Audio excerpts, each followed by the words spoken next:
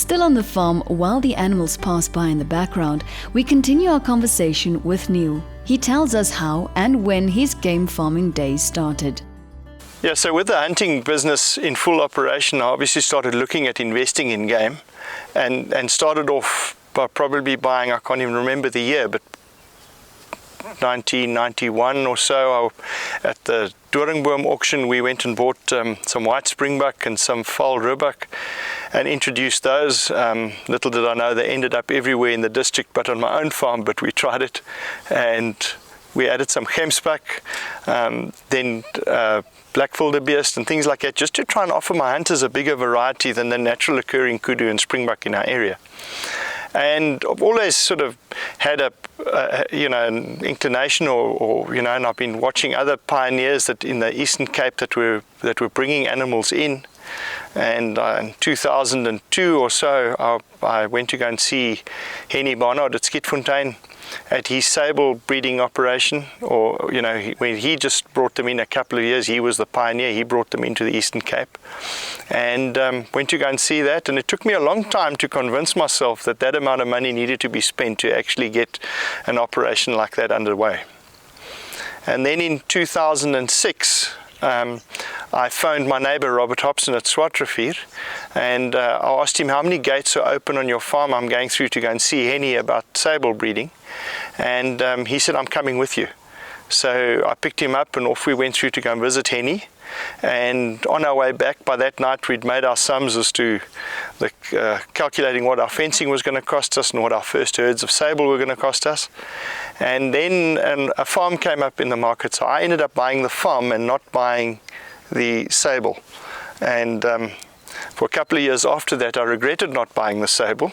But back to reality today, I'd much rather have the farm than the sable. So I eventually did buy sable in 2009. My first sable arrived, and we put them in a small 25-hectare camp, and they did exceptionally well for us.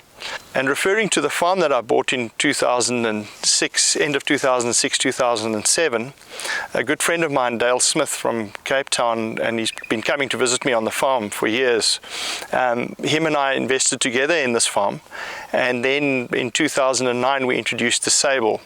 And he brought the investors in. I'm just a sheep and a goat farmer, and we needed some outside capital to invest in the species. So we started with a sable on our own, and then we grew the business along with some of his investors and some of my investors, and we put herds of roan together, we put a herd of buffalo together, and those were expensive times, but we did it, and luckily we were in it long enough, so we did manage to sell.